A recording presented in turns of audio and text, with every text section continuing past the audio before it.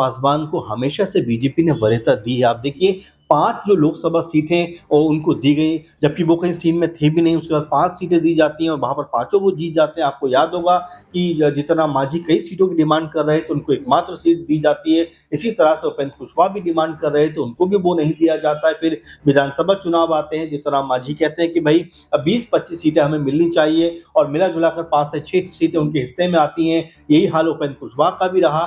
तो अगर इन दोनों ही दलों को देखा जाए तो डिमांड तो बहुत ज्यादा रही है इनकी, चाहे राज्यसभा सीट को लेकर हो, चाहे मंत्री पदों को लेकर हो, चाहे विधानसभा में अपने प्रत्याशी उतारने को लेकर हो। तो लेकिन उन तमाम मांगों को बीजेपी ने दरकिनार किया है। आपको याद होगा कि जो मांझी हैं वो तो ये चाहते थे कि भाई दिल्ली में भी उनको एक सीट दी जाए, बिहार और झारखंड में भी उनको एक सीट दी जाए, लेकिन उनको सीट न देकर चिराग पासवान को सीट दोनों जगह दी गई। तो ये देखा जाता है कि चिराग पासवान की तवज्जो जो है वो बीजेपी की तरफ से ज्यादा दिखाई भी पड़ती है। आपने देखा कि मंचों से जिस तरह से पीएम मोदी ने उनको अपना बेटा तक कहकर संबोधित किया, तो ये भी पता चलता है कि चिराग पासवान के प्रति बीजेपी का जो लगाव है, झुकाव है, वो स्पष्ट रूप से दिखाई पड़ता है। और यही नाराजगी जो है वो मांझी के अंदर दिखाई पड़ती है। आपको याद होगा कि जब चुनाव होने वाले थे, चिराग पासवान ने कहा था कि मैं अपनी मिट्टी के साथ जुड़कर राजनीति करना चाहता हूं।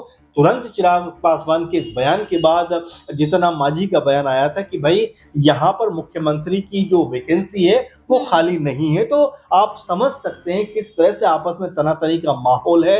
और अगर ऐसे में चिराग पासवान के हक में अगर एक राज्यसभा सीट चली जाती है तो बिल्कुल आप ये मानकर चलिए कि इसका विरोध जो है वो जीतन राम मांझी और यहाँ पर उपेंद्र कुशवाहा खुलकर करते हुए दिखाई पड़ेंगे, क्योंकि दोनों की डिमांड है कि भाई कम से कम एक ही राज्यसभा सीट तो दी जाए। अब यहाँ पर गणित क्या बैठता हुआ दिखाई पड़ता है, क्योंकि देखिए बूंद बूंद से सागर भरता। अगर यहाँ पर अगर आप एक सीट वाली अगर हम बात करें जीतन राम मांझी की पार्टी को अगर दरकिनार करेंगे, अगर आप ये सोचेंगे कि भाई एक सीट से हमारा केंद्र में कुछ बिगड़ने वाला नहीं है और 3-4 सीटें जो उनके पास हैं विधानसभा में अगर वो भी अलग हट जाते हैं तो हमारा कुछ नहीं बिगड़ेगा, लेकिन आने वाले चुनावों में इसका असर और फर्क पड़ता हुआ दिखाई पड़ सकता है। उपेंद्र कुशवाहा की बात भी हम इसी तरह से देख सकते हैं। तो फिलहाल बीजेपी और तमाम जो एनडीए कुनबा है उनको ये गठजोड़ करना है, उनको ये अब आपस में तालमेल बैठाना कि भाई वो कौन सा चेहरा होगा जिसके ऊपर मोहर लगेगी। और जो सहयोगी दल है, चाहे भले जीतन राम मांझी हो या उपेंद्र कुशवाहा हो या चिराग पासवान हो, उनके हिस्से में कितनी सीटें यहाँ पर जाती हुई